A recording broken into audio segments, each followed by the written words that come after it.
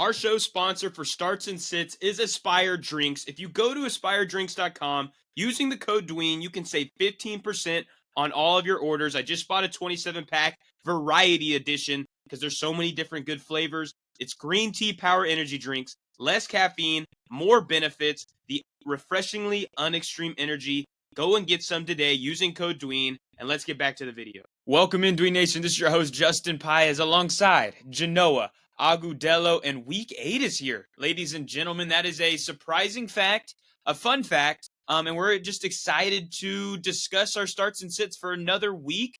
I wasn't super proud of my starts and sits this past week. You did pretty darn good, though. So we will both try to build on top of a good and a bad week to be better. We did good in our game picks this past week, so we'll continue to do that, which that will be in another episode. So check out that for the rapid fire game picks, as you guys already know. Plus, I always got to mention our TikTok and Instagram is booming right now. Almost near 1,000 followers. We just had a buy low, sell high little segment that's up to 17,000 views. So we're rolling. We are rolling and growing, and we appreciate every single one of y'all who are watching and helping us through that process. And because we are here to give back to you guys and help you win fantasy matchups, and then at the end of the day, win your fantasy championships, maybe some moolah along the way, or some gold, But before we dive into our starts and sits for this week of the NFL season, how you doing, Janoah? Yo, Dween Nation. Justin, I'm doing good. It is week 8, and we did pretty good on our starts and sits. I think for me, it was Baker Mayfield. He did lose Mike Evans, unfortunately. I want to say it was the first or second quarter. Emeka Ibuka, he had a couple, sick catches in the game, but he was also playing injured, so I think that kind of played into effect to Baker Mayfield kind of being, a great finish of the week. Other than that, Justin, I think week 8 we're gonna hit it, we're gonna kill it. This is a very interesting week with 4 or 5 teams already on bye. Yeah. So it's the choices to start is very limited. We have some injuries there. We'll see if Lamar Jackson plays this week and so. But other than that, Justin, I'm doing great. Week 8 is going to be a lot of fun.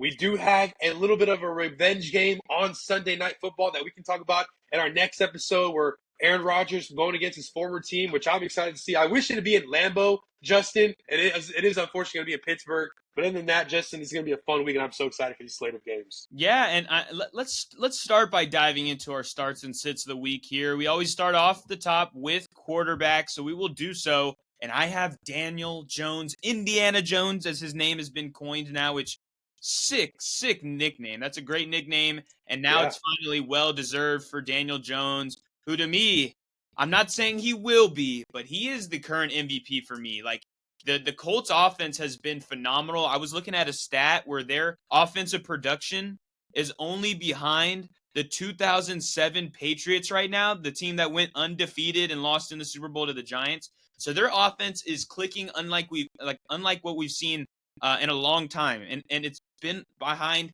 Daniel Jones and of course Jonathan Taylor. But it's not like Daniel Jones has A.J. Brown, Devonta Smith, or T. Higgins and Jamar. He's making it work with rookie sensation Tyler Warren, Michael Pittman. Even Josh Downs is injured, so he's using Alec Pierce, a little bit of Adonai Mitchell sprinkled in there. His cast, it doesn't matter who he's thrown it to. He's making big plays, and I love him as a start of the week. They play the Titans at home. We know how bad Tennessee has been this year. We saw Drake May have a really good game last week, which is your start of the week, which I'll let you talk about him after. And Drake May even left that game early when there was a concussion worry, but then he came back. No worries there. But I love Daniel Jones this week. He's been playing great, and he gets the Titans. Yeah, Justin, that's one of the things you love about football, because who would have thought that Daniel Jones, a guy that got pushed out of New York, he was awful. I mean, Justin, he was pretty awful. I mean, you were starting defenses against Daniel Jones when he was a member of the New York Giants. But who would have thought Daniel Jones goes to Indianapolis? And yes, the name is just perfect. Indiana Jones, one of the more iconic movie franchises in the 80s and 90s.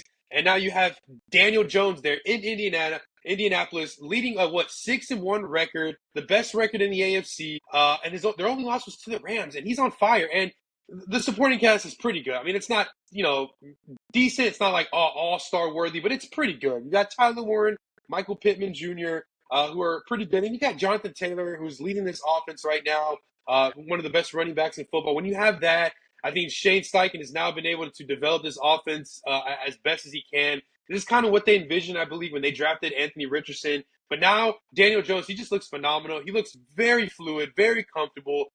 It makes you wonder what was going on in New York. I don't know if Daniel Jones got a new agent or something, and maybe they, had to revitalize his PR team or whatever it is. It's working. He does have Tennessee. Indianapolis wants to win this division.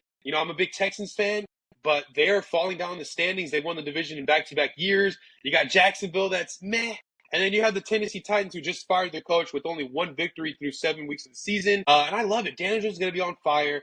I think that this Colts offense is not going to stop anytime soon. Even if, Jonathan Taylor were to have a quiet game, I still think that Daniel Jones pours it on. Tyler Warren has looked like a top 5 tight end for sure this year. You got Michael Pittman, who's looked pretty good. He's been one of the most underrated wide receivers in fantasy football. It's Michael Pittman, no doubt about it. And then you got other people that you can just get involved there. Adonai Mitchell, Alec Pierce. I think he's going to have a great back half of the season if he's healthy. So I definitely love it. Not to mention Daniel Jones himself is a great running quarterback. So I love it, Justin. For me, I'm going to go with the guy that played the Titans last week. I'm going to go with Drake May. I think right now he is finding his stride. And a matchup home against the Cleveland Browns, I love. I know Cleveland had a dominant, defensive, showdown there at home against Miami. So I feel like the hunger a little bit going on the road isn't, all too well. I think they're, comfortable. And I think that it's really bad for the Browns defense because Drake May now, Justin, look before you know it, there is a new wide receiver in the fantasy world that we're going to have to start. And that is, what was it, Kayshon Boutte? Yeah, And yeah. he is the guy that Drake May is looking for deep. I mean, he is finding he is finding Boutte deep. And I'm literally outside of 50 yards. He is finding him with the Stephon Diggs there, with the Hunter Henry there. And look, there's also issues with the running backs. But Ramondre Stevenson, he's looking pretty good, but it doesn't matter who are they, if they're going to go with Henderson. Obviously, Gibson's out for the year. But they got Diggs, Boutte, they got Matt Collins, they got Demario Douglas, they got Hunter Henry. And that is just enough for a home matchup against the Cleveland Browns for Drake May to have a great game. I think Vrabel is unleashing him right now. Think about this right now, Justin. With 12 touchdowns to only 2 picks, Drake May is on fire right now. He has easy matchups week in and week out. I think the Browns are somewhat of obviously HN did pretty good, but I think the Browns are kind of more of a defense that's going to stop the run. I think that's going to be all good for Drake May owners.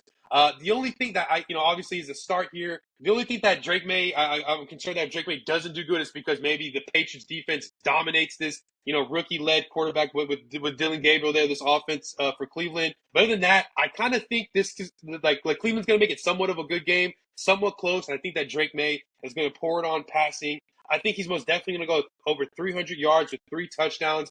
Not to mention Drake May is a pretty good rusher as well, just like Daniel Jones. So I like this matchup there. I just think that New England knows that, hey, Buffalo is now, they're playing this week. Buffalo could beat up on Carolina and kind of get another win in that division. So New England wants to extend that lead in their division. I think that Drake May is going to be the main catalyst, the reason why that they extend that their lead in that division. Yeah, no, the big thing that I definitely am on board with you is that the Cleveland Browns are the best rushing defense in the NFL, and Ramondre Stevenson is not the most efficient running back in the league, actually probably under average. And so if they're going to want to score, it's going to be through the air with Drake May. I love that you talked about Kayshon Boutte. He definitely deserves some recognition. He will be on, or he has already been on the waiver wire TikTok that is posted by the time you're seeing this, because he has been great. Obviously, you still have Diggs, you have Hunter Henry. Maybe when Mike Vrabel, even though Mike Vrabel's a great NFL coach, I think he deserves to be in that upper echelon. I don't know why he hates Trevion Henderson, but maybe he gets more usage soon, and that's where he'll get usage, just through the air, out of the backfield. So I am not like fully on board with Drake May this week, just because playing against Cleveland is not like some sexy pick like playing against the Dallas Cowboys or Miami Dolphins or Yeah. Commanders. So that's where I'm only hesitant there. But he's the quarterback 6 on the season. He has played really good, literally the entirety of the year. So I think he's a solid play. We'll move to the running back position, where I have Breece Hall, who is kind of in that consideration of just the Jets are just a tough watch, man. They finally have benched Justin Fields, which at the beginning of the season, I was really excited for Fields because, he could be a really good fantasy player. I knew he wasn't a good quarterback NFL quarterback, but he can score fantasy points. But his time as the starter has come to an end. And I think that this is a good thing for the Jets. I'm not saying that with Tyrod Taylor they become some Detroit Lions esque offensive scoring attack. I actually still think they're going to be really, really bad. But Breece Hall, he gets to play against the Bengals, 32nd against running backs this season. So you can't ask for a better matchup with the change at quarterback. Some things that can throw differently at the Cincinnati Bengals. We know Cincinnati's going to be able to score.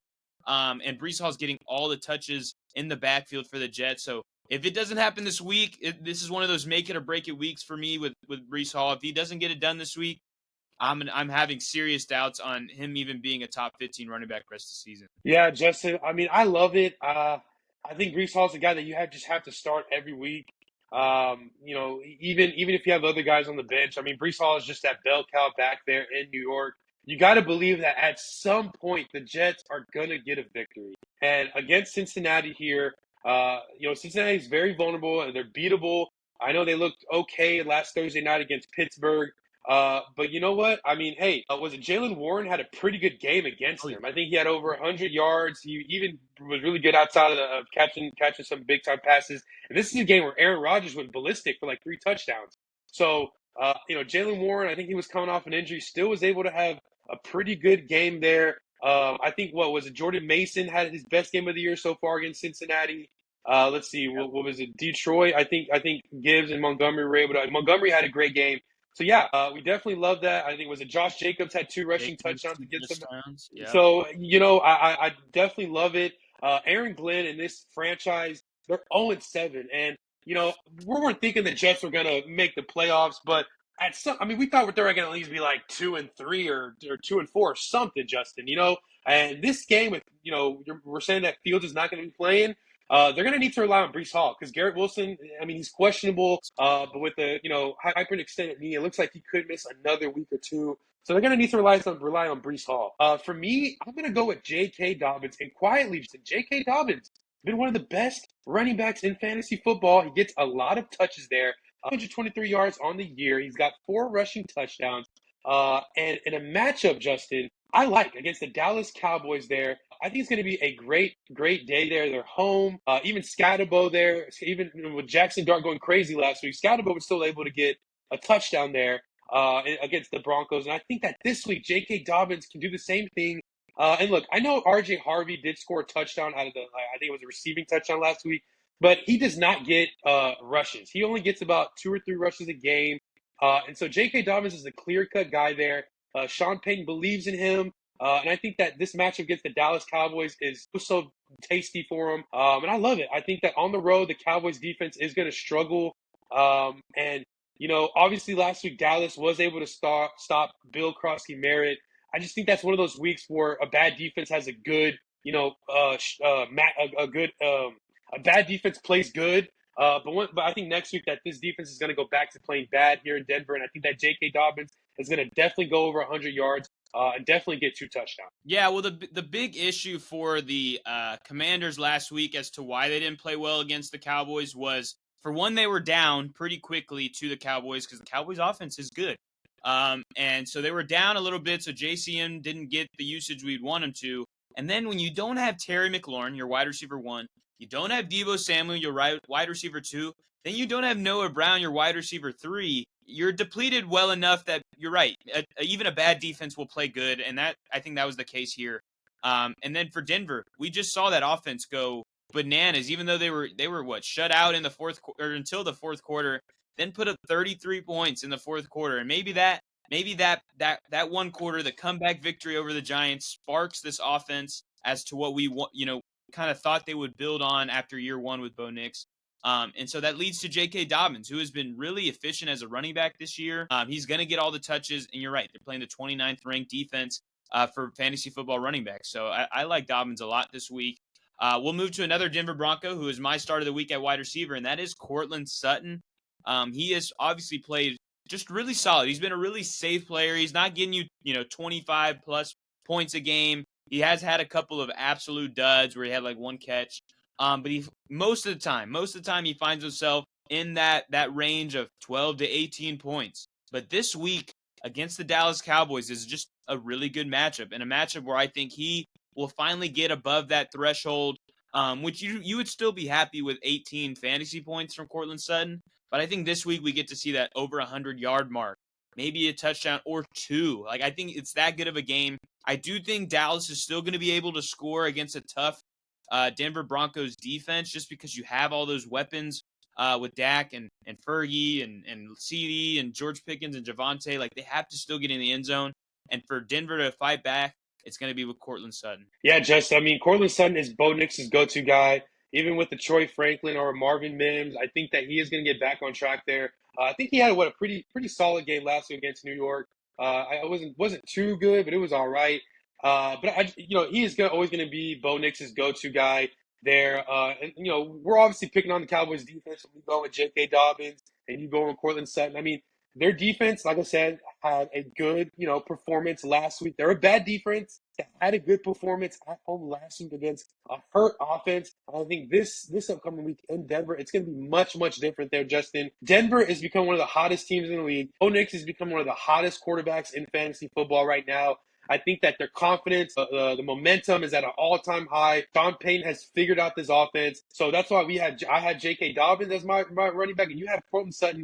He's a guy that Bo Nix is always going to look forward to. So I like that for sure. For me, I'm going to go with Rome Odunze. His matchup is at Baltimore. Now, it doesn't matter if Lamar Jackson plays or not. He doesn't play defense. But Rome Odunze is going to be playing a hurt defense. It doesn't matter if Marlon Humphrey plays or Kyle Hamilton. It doesn't matter if this defense is back together. I'm looking at Baltimore here. Week 1, they gave up, 100 yards and 2 touchdowns, or 1 touchdown to Keon Coleman.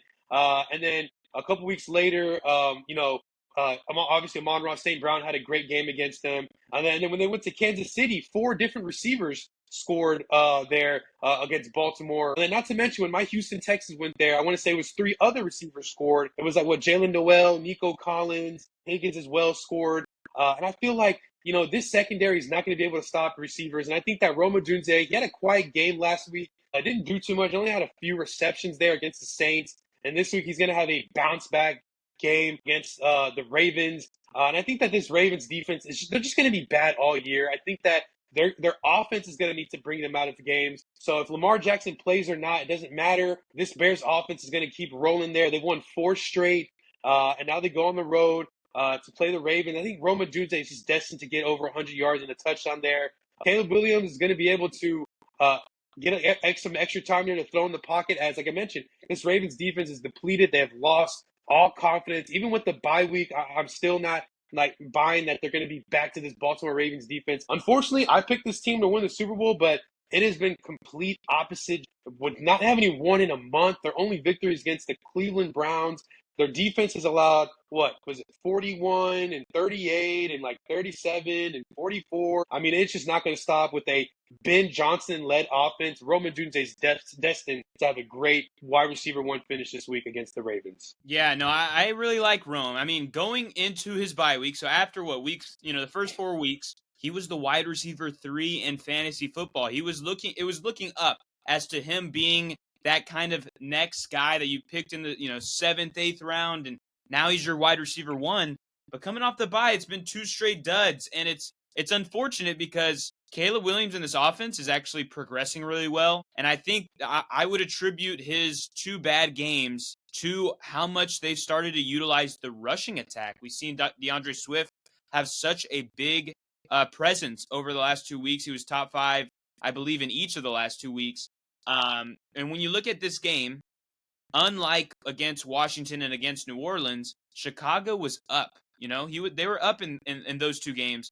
Now against Baltimore, I fully expect Lamar Jackson to return. And you're right, they're 1-5. They have to win every single game from here on out to make the playoffs. I mean, obviously they can lose maybe 1 game in between there, but they're going to be, balls to walls, just like the Bengals were last year. And I think that Baltimore is going to score at will this week. I think that there's a lot of pent-up aggression for the Ravens coming off a bye week. Derrick Henry hasn't performed like we thought he would, even though he had a solid game before the bye. But you get Lamar back, and I think everything gets solved for Baltimore offensively. And to me, that only helps Rome Odunze in Chicago because they're going to have to throw the football right back at you. and Rome Odunze is the clear number one guy for Caleb. So I really like that here. And I'm glad you really talked about him because I think for a lot of people, they are losing a little bit of faith in Odunze's production because it's been two really bad weeks, to be candid. Yeah. I think it changes. I think it changes this week. I like your pick. We'll move to tight ends. I got Kyle Pitts. I know normally this is a mousetrap, and it still could be. But last week I was really impressed with his usage. 7 Yeah. receptions, 62 yards, and on 10 targets. Like, it was really good what we saw from Kyle Pitts. I think that the 49ers made a concerted effort to limit Drake London, and with that, it allowed Kyle Pitts to get open. I think the same thing is going to try to happen every week after what Drake London did the 2 weeks prior. So Pitts, I think, is a guy obviously who is also playing for a contract. And I think he's going to continue to fight. It's a good matchup against the Dolphins at home, where we know the Falcons seemingly just play better at home. Last week they looked horrible against the 49ers. So I think Pitts is in line for another good game. And I don't believe Miami is very good against the tight end. Yeah, they're 21st against the tight end position. And so I like Kyle Pitts to have a good performance. Yeah, and I would say Harold Fenton Jr. had a pretty decent game against them last week against the Dolphins. So, and also, Justin, another thing that I like about Kyle Pitts, I was thinking of putting Kyle Pitts as my start of the week. I was thinking about it when we were kind of figuring it out. But one thing I do want to mention, Michael Penix is questionable, but it doesn't matter. If it's a Kirk Cousins, a guy who's familiar with Kyle Pitts, Kirk Cousins, a guy that had many good tight ends in his league. When he was in Washington, when he was in Minnesota, and then now in Atlanta, Kirk Cousins is always going to look for his tight ends there. So I love that no matter who the quarterback is, they're going to be looking for Kyle Pitts. And the matchup is juicy. Home with Miami. This defense is awful. This team is awful. I mean, from the coach, he is losing it. I mean, he is as strange as a head coach can be. And I think little by little, he is losing his defense. This defense is awful. And I don't think they're going to be able to stop Kyle Pitts. And like you mentioned, last Sunday night in San Francisco, I love the way that he was targeted.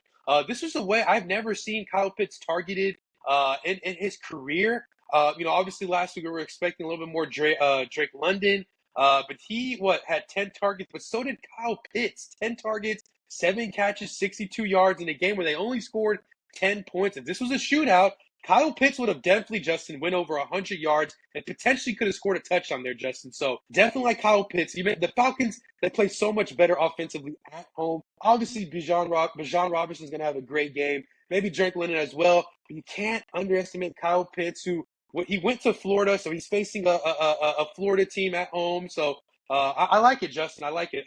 For me, I'm going to go with Dalton Kincaid. Now, I know right now, currently, Dalton Kincaid is currently questionable. So before I get to Dalton Kincaid, if he is hurt, Justin, I'm going to real quick throw in a George Kittle who didn't get anything on Sunday Night Football. He got 0. But I do think a matchup against my Houston Texans, he can get back on track there. But if Dalton Kincaid is if he's good to go, I love him in a matchup at Carolina. And I've noticed this pattern, right, with Buffalo, right? It's a week 1, it's Keon Coleman. And then another week, it's a Khalil Shakir. And then another week, it is a Kincaid who, in the first, 2, 3 out of the first 4 weeks, he was scoring. And I think that with a bye week, he had some rest there. And now he gets a matchup against the Panthers, who Josh Allen is coming off a loss. He's had 2 weeks to think about that difficult loss against Kyle Pitts Falcons there. And I think that now he's going to be able to get everyone involved. And I think one of these guys is going to be Dalton Kincaid there. I'm not worried about Knox. I do think that Knox did score on that Monday night matchup. I just still think that the Buffalo Bills, they drafted Kincaid in the first round a few years ago, so they're still very invested in him. So if he's healthy, Josh Allen is going to target him. And I just love this matchup there because, like I said, Josh Allen's going to have a great game. I just feel like it's going to be who's the receiver that's going to go off. Who's the receiver or the pass catcher that Josh Allen's going to look forward to get a couple touchdowns there? Because I do think that Josh Allen is a must-start, obviously an unofficial must-start. But I think that Dalton Kincaid is going to be his security blanket because, Justin, we're not so confident in Keon Coleman and Khalil Shakir and Joshua Palmer. I think this game is more towards the tight end games there for the Buffalo Bills offense on the road. So I think that Dalton Kincaid, as long as he's healthy, he will be a great start this week. And then my honorable mention, just in case, like I mentioned, I think George Kittle, I think that, with 1 week already being in the lineup, I think that he gets a better matchup going into playing my Texans, going into Houston. So I like George Kittle as my start of the week if Kincaid is out. Yeah, no, I'll talk about both briefly. For Kittle, it was a surprise to see him not get anything last week, but I think they're just easing him back. He was doing a lot of blocking, and I think that actually really helped Christian McCaffrey's game, who had 40 points this Yeah. past week. Because George Kittle is actually a really talented blocker at the tight end position. So I think he's fine. I think the Texans not a great matchup. But for Kincaid, he has a great matchup playing against the 28th ranked defense against the tight end position. And I think actually Dalton Kincaid might be one of the best buy low candidates right now because people haven't seen him in 2 weeks. He had the bye week, and then before that, he missed the game against Atlanta. And it was clear his absence really affected the Buffalo Bills, uh, their offense. They couldn't get anything going against the Atlanta Falcons. And I attribute a lot of it to not having Dalton Kincaid on the field because Dalton Kincaid he's been having his career season through the first, little half of the year. He's been the tight end 4 in points per game this season. So like he is getting targeted from Josh Allen. This is kind of that third year breakout for the tight end position. That's kind of the normal breakout range for tight end. And I think he is in line for a big week. I do think he'll play. But I'm glad you threw in another name just in case because he is questionable. We are still somewhat early in the week, so it is definitely something to monitor. We'll move to our sits of the week, guys, that we don't think should be in your starting lineup. And I'm going to start with Jalen Waddle. And yes, he has been pretty solid this season, especially in the, with the absence of Tyreek Hill. But with that, this week he plays against the Atlanta Falcons, who have been really, really good against the wide receiver position. They are, in fact, second against wide receivers in fantasy football. Jalen Waddle is going to get that A.J. Terrell treatment this week. And on top of it, the Miami Dolphins, man, they have been a train wreck this year. If it wasn't for the Jets, they might, throw in a cap for being worst offense in the league. With also like maybe Cleveland and Las Vegas and Tennessee. There's a whole group of them. I even made a TikTok this past week, which I should have added the Raiders to it, but I was like, you need to start your defenses no matter what defense it is against the Jets, the Titans, the Dolphins, and the Raiders. Like they are just some bad offenses.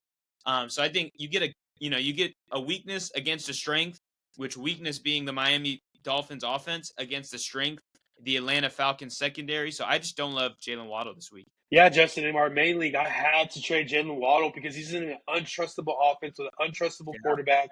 And even if if they bench Tua and go Quinn Ewers, I'm very familiar with the Quinn Ewers there at University of Texas. Are you guys in College Station say Texas University? I just don't think that there's any fantasy production there that you can trust Jalen Waddle. I know he's scored a couple touchdowns throughout these first 7 weeks. I just can't trust it. I mean, like I mentioned earlier, Miami, their head coach is one of the wackiest head coaches I've ever seen. He shows no confidence. He shows no will to win, no endurance, no passion there in Miami.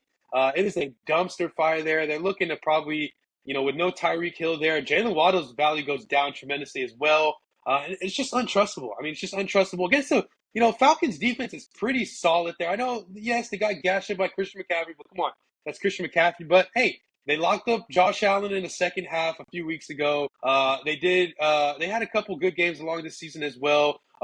Sunday Night Football against the Vikings, week 2. Their defense is pretty good. So defensive matchup against the struggling, inconsistent, dumpster fire Miami Dolphins. I mean, it all can go wrong here. I just don't trust Jalen Waddle here. I mean, Justin, I'd rather start like a Tez Johnson. I know he got kind of dinged up in last night's matchup against the Lions. But hey, if he's good to go, I'd start him a matchup against the Saints. So there's other couple. I mean, even like Justin, I know I just talked about Kincaid, but maybe like a Keon Coleman, right? I'd start a Keon Coleman, maybe like a Chris Olave, or there's much more options there, Justin, that you can look to starting over Jalen Waddle. For me, I'm gonna go with a Dak Prescott, and I know Dak Prescott hasn't thrown an interception in like 4 or 5 weeks, but hear me out. Dak Prescott is 0-2 against the Denver Broncos. Okay, you might say, all right, what is that? What does that matter? Well, let's talk about the last time these two met up. Now, the last time these two met up, the Broncos weren't really a playoff team. They were led by Teddy Bridgewater and head coach by Vic Fangio. But Dak Prescott and this Cowboys at home, they struggled 4 years ago in a matchup at home, and he didn't score his first touchdown to the fourth quarter. This game was a blowout. And then 2 weeks ago, or excuse me, 4 years before that, it was in Mile High, and he struggled big time too. He had 50 pass attempts and still was only able to score 17 points. And this was a Denver Broncos team that had Trevor Siemian, and this was not the same team that had won the Super Bowl the previous year before. And so I just feel like this is a bad matchup all around. I know. Last week I had Jackson Dart as my sit, and he played Denver, but I just feel like Jackson Dart is actually a star in the making, and I feel like he just was able to catch fire. But I feel like this Denver defense is gonna get hot. They're good. They're one of the best defenses in the league. Nick Bonito, leading the league in sacks. And I just feel like this is a bad matchup for Dak Prescott. I feel like he is due for a bad game. You're gonna have Pat Surtain lined up against CeeDee Lamb. I know George Pickens is playing pretty good, but I just still feel like this secondary is going to be able to lock up these receivers. And I think like Dak is not going to be able to handle the pressure. This is a rookie head coach on the road in a hostile environment in Denver, Mile High. And I just feel like this is bad for Dak Prescott all around. For me, in one of my leagues, I'm actually sitting Dak Prescott for Justin Herbert, which I like what I saw out of Herbert this past week in a loss. But I think that Dak Prescott is due for a bad game on the road. Now, if this game was in Dallas, I actually wouldn't have Dak Prescott. But sometimes Dak Prescott kind of worries me when he is on the road. He doesn't play the best. Kind of looking at it, the road games that he had. Week 1 at Philadelphia, he only had 7 fantasy points.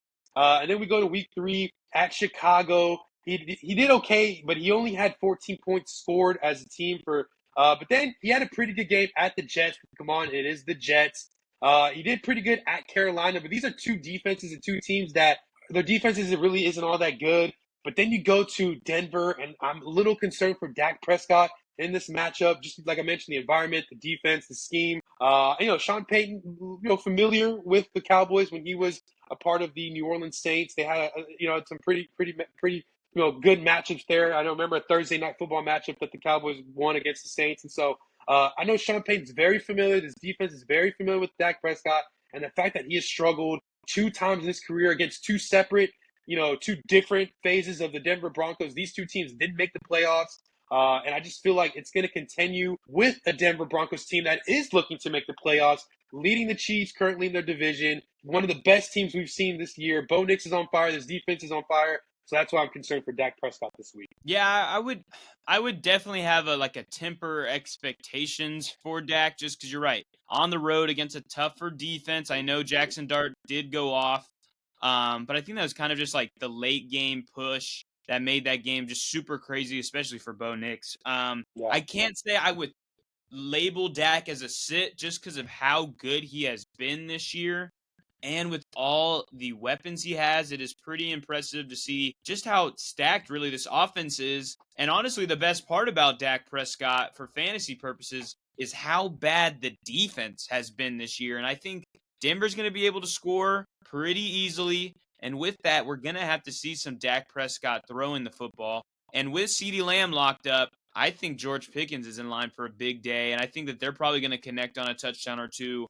Maybe even Fergie, who got in to the end zone twice last week. So I still think he's a guy I would start. I would start my start of the week, Daniel Jones over Dak. But I would start Dak over, let me look at the list. I would start him over Jaden Daniels just because I think Jaden Daniels has a really He's tough probably not going to matchup. play. Oh, you don't think? Did Because did he he get got hurt? hurt. He did get He hurt. could. He had a hamstring injury. I mean, he has a Right. Monday Night Football matchup, so maybe he has an extra day of practice. But yeah, still, I mean, if Yeah. you're not really confident if Jaden Daniels is going to play for sure, I'd start Dak Prescott. But the bye weeks, Justin. I mean, you have Jared Goff on a bye. Yeah. Who else do we have on a bye here? I mean, you would have to start Dak. But there's Stafford, Darnold. Stafford. Oh yeah, Stafford, Darnold. Yeah. Golf, and you mentioned Golf. I would start here. I'm looking at the list of quarterbacks. I would start Baker over Dak. I would start Caleb over Dak. I would start Maybe Joe Dak Flacco. Joe Flacco, man, he's a fun one. I wish they were playing a better offense. Just we knew the Steelers were going to be able to score on Cincinnati, and that's what made it more fun because you knew Cincinnati was going to be able to score on Pittsburgh. That's what they did. I just don't see the Jets scoring that many points. Still, even though it's Cincinnati, I would start Dak over Jackson Dart, still over Jordan Love, C.J. Stroud. You'd obviously start Bo Nix over Dak because I would start been Bo on Nix fire. over Dak. Yeah. Yep, playing against Dallas. The Herbert Dak one, the decision you're mulling over and you're leaning Herbert, that one's a really, really tough one. It does help that we just saw Jalen Hurts and the Eagles offense go kind of bananas on the Vikings. Minnesota, yeah. Because prior to that, they weren't playing that great. I mean, the Vikings defense was playing pretty great. But they were playing against quarterbacks Dylan Gabriel, Aaron Rodgers, Jake Browning, Michael Penix, and then week 1, Caleb did pretty good. So I guess they had a stretch of really good matchups for the defense against the quarterback. But yeah, that's a really tough one. But you have Janoah here, who is a fantasy guru. He says Herbert, go Herbert. And Dak, definitely a guy to temper expectations. Since we already are running at 36 minutes, we'll knock out this last one quick, and we have our kickers of the week. Guys that I think that we think are going to get you some field goals and some extra points. I got Evan McPherson. Cincinnati's offense looks to be back in business, which we love to see. And so I think he's going to get a lot of kicks at home. Yeah, I love Evan McPherson there in Cincinnati against the Jets. This is a Joe Flacco revenge game, so he's going to be able to get past the 50 almost every drive. We'll see what happens. For me, I'm going to go with Will Lutz. I think I've had him already a few times as my starting kicker.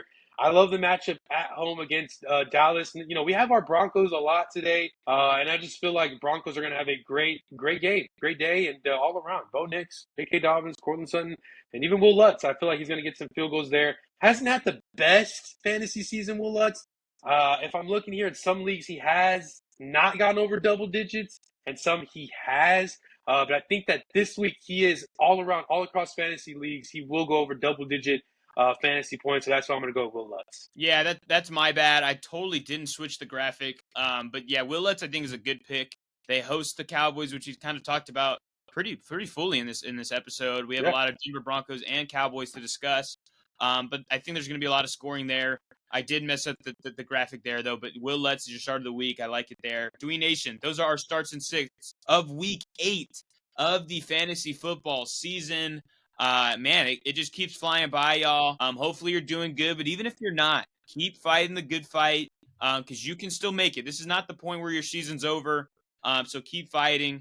Thank you guys for listening. And Janoah, send us out. Yo, Dween Nation. This was our starts and sits of the week. A pretty unique one there. Not as ultra sexy and attractive as our past starts and sits. But hey, it's week 8 of the year. You're gonna have those matchups where there's players that you didn't expect to go off and they did, and there's players that you were ultra, confident and they didn't perform. And that's just how the NFL works, especially smack middle of the season when there's teams on buys. That's the beauty of this league there. So thank you guys for watching. Let us know who your starts and sits of the week. Check us out on TikTok. We are the highest, fastest growing sports podcast in all the nation right now. We have our starts and sits.